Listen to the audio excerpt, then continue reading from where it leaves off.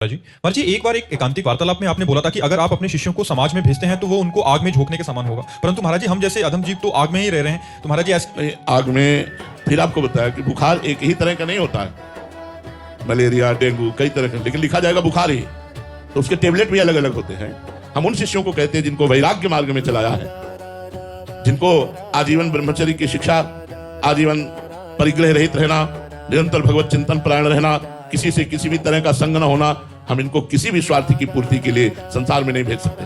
नहीं, तुम एकांत कुंज का सेवन करो, या जो हमारे साधु समागम में नाम वाणी कीर्तन पाठ हो रहा है उसमें बैठो, बस अपने कमरे में एकांत रहो, क्योंकि तुम्हारा जीवन एक अलग जीवन है, समाज का मंगल करने वाला जीवन है। अब गृहस्थ लाखों लोग जुड़े हुए हैं, उनके लिए अलग मार्ग है। ऐसा नहीं कि उनको इसी पद्धति से चलना पड़ेगा, उनके लिए पद्धति अलग है, इनके लिए पद्धति अलग है। तो आप जहां रह रही हैं, क्या वहां नाम जप नहीं कर सकती, वाणी पाठ नहीं कर सकती, ठाकुर सेवा नहीं कर सकती, अपने गुरुजनों की सेवा नहीं कर सकती? अगर कर सकती हैं तो जो इनको एकांत में प्राप्त होगा वो तुम्हें घर में प्राप्त होगा। परेशानी क्या है?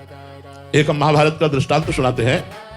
एक कश्यप नाम के ऋषि एक वृक्ष के नीचे तपस्या कर रहे थे, तो एक बगुली ने ऊपर से वीट कर दिया उनके माथे पे गिरा के, तो गुस्सा होकर ऐसे देखा तो बगुली गिरी और भस्म हो गई। भगवान व्यास देव जी ने लिखा महाभारत में। उनको लगा मेरे में बड़ा पावर आ गया, वो एक घर में गए और कहा भिक्षाम दे।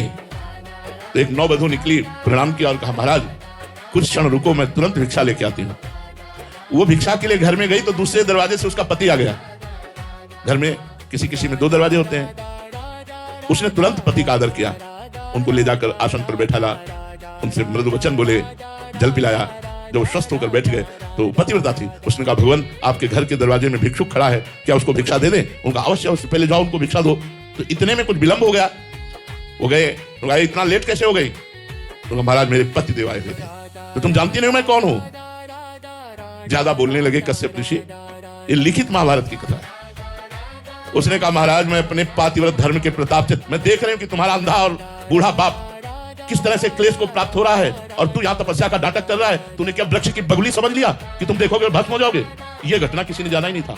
अब तो उनके होश उड़ गए कि ये बात कैसे जान रही है एक नौवधू गृहस्थी में रहने वाली। तो उन्होंने हाथ जोड़ा और कहा देवी ये बगुली के भस्म होने वाली बात आप कैसे जान गई? बोले मैं त्रिकालज्ञ हूं, भूत भविष्य वर्तमान तीनों मेरे सामने। क्यों? मैं अपने पति को भगवान मानती हूँ और 8वें पहर पति की आज्ञा में रहती हूँ, और पातिव्रत धर्म के प्रभाव से मैं तीनों कालों को जानती हूँ।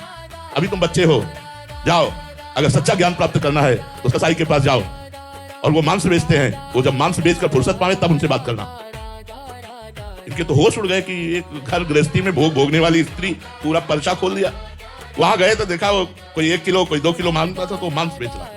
घृणा हुई कि पवित्र मांस बेचने वाला क्या हमें उपदेश देगा? चले, उनका सुनो कश्यप जी, आपको अमुक गांव की बहू ने भेजा है ना। पहले फोन नहीं थे, उनके और होश उड़ गए कि मेरा नाम और मुझे भेजा। अब वो खड़े रहे, वो मांस बेच चुके, तब आए, प्रणाम किया, कहा हमारे घर पधारो।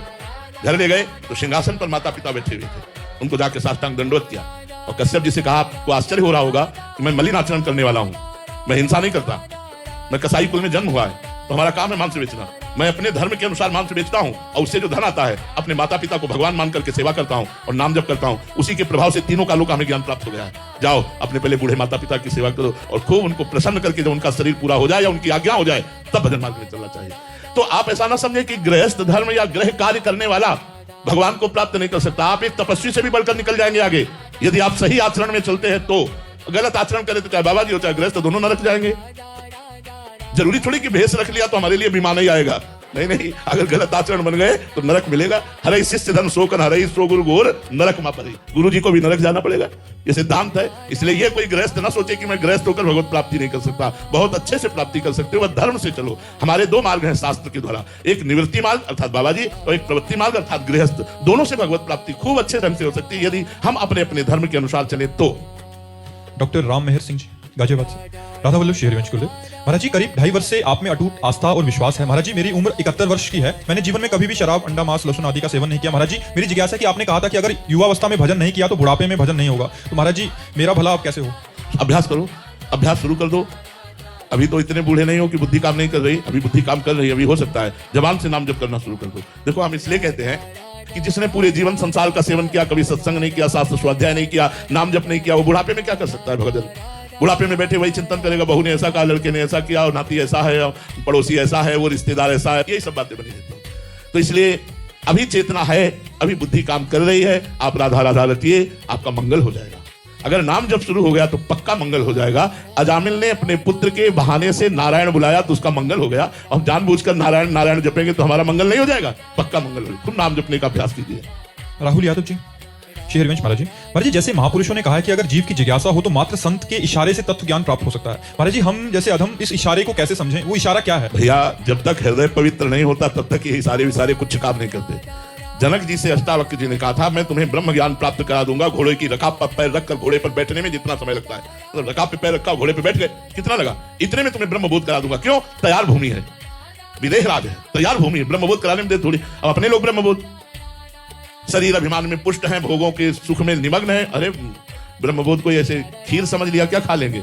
यद्यपि मृषा छूटति कठिनई, जड़ चेतन ही ग्रंथि पड़ गई। यद्यपि मृषा छूटति कठिनई, यद्यपि हम असंग हैं, हम जीवन मुक्त हैं, हमें ना कभी कोई बांध सका है, ना हम बंधेंगे, ना हमें कोई मार सका है, ना हम मरेंगे। नैनम छिन्दन्ति शस्त्राणि नैनम दहति पावकः, न चैनम क्लेद्यं चापो न शोष्यति मारुतः। अशोच्य, अछेद्य, अक्लेद्य, ऐसे हम हैं। लेकिन हम कहाँ हैं? इस पंचभूत के देह में अपने राग को पुष्ट कर लिया।